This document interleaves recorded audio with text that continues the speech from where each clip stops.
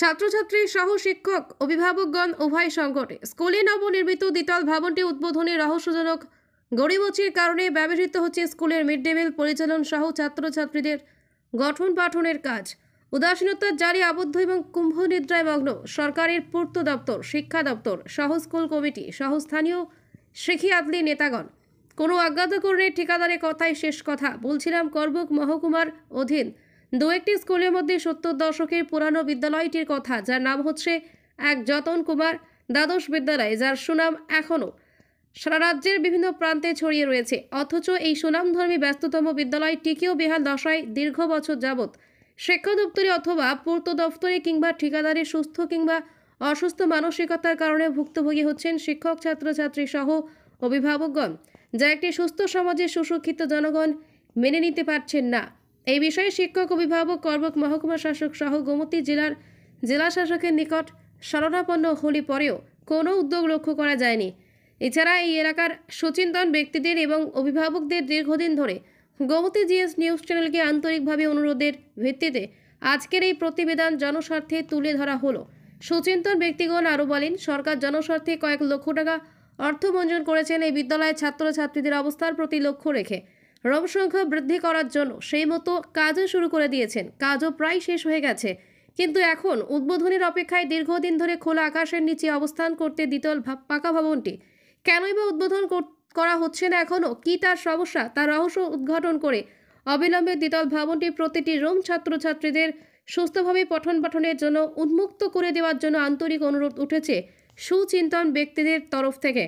এখন দেখা যাক এই ধরনের বাস্তব অভিজ্ঞতার নিরিখে নিউজ প্রকাশিত হওয়ার পর সরকার কী ধরনের উদ্যোগ গ্রহণ করেন, যা সময় বলবে। যতনবাড়ি থেকে গোমতী জিএস নিউজের বিশেষ প্রতিবেদন।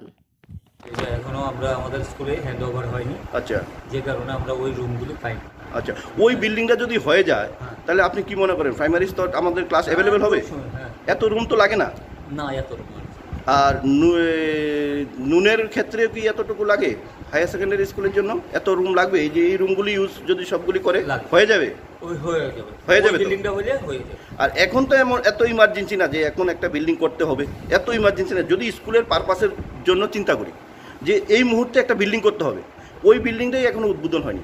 ওই বিল্ডিংটা এই বিষয়টা আমি কি বলবেন যে একটা বিল্ডিং এখনো উদ্বোধন হয়নি, যদি হতো তাহলে নুন অ্যান্ড মর্নিং আমাদের অ্যাভেলেবেল রুম হয়ে যেত। পার্শ্ববর্তী আর একটা ঘর ভেঙে স্কুল তোলা হচ্ছে, এটাকে আপনি কি বলবেন? কি এত জরুরি? না, বিষয়টা হলো আমরা যে এখন যে বিল্ডিংটা, ওই নতুন বিল্ডিংটা, ওই বিল্ডিং রুমগুলি যদি আমরা আবার পাই তাহলে এখন আমরা এই বিল্ডিংগুলিতে আমরা যথেষ্ট ক্লাস করতে পারবো। আচ্ছা, হ্যাঁ, এরপরে ওইটা হইলে পরে আবার শিফট হোম হচ্ছে সেই আরেক জিনিস। কিন্তু ওই বিল্ডিংটা যদি আমরা হয়ে যাই তাহলে আমরা। আপনাদের মর্নিংয়ের স্টুডেন্ট সংখ্যা কত আছে? মর্নিংয়ের স্টুডেন্ট সংখ্যা এখন পর্যন্ত 75, 75। তাহলে কতটা রুম লাগে আপনাদের? 5টা রুম লাগে। 5টা রুম লাগে। আচ্ছা, এই মর্নিংয়ে নুনের ক্ষেত্রে কি হবে? কতটুকু আপনি জানেন? নুনে তো 6 to 12। 6 to 12 কত?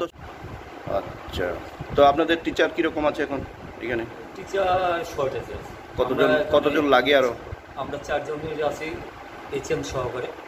হ্যাঁ, আপনার ন্যূনতম আরও 2 জন শিক্ষক খুবই প্রয়োজন। আচ্ছা আচ্ছা, কারণ কি একটু বলি, নিপুণ ক্লাস আমরা দুইটা, একটা এসেনশিয়াল ব্যাপার ক্লাস 1 এবং 2। হ্যাঁ, সবসময় মানে একটা ক্লাসের মধ্যে 2 জন টিচারের প্রয়োজন লাগে। একজনও এখন দেওয়া যায় না এমন অবস্থা আর কি। আচ্ছা, খেলার মাঠটা কীরকম আছে আপনাদের? খেলার মাঠটা কি চাপসিয়ান বিজ্ঞান ভিত্তিক আছে নাকি এখানে একদম কীরকম মনে হয়? খেলার মাঠ আমরা একটা পাশে আছে, সামনে খেলার মাঠটা আছে।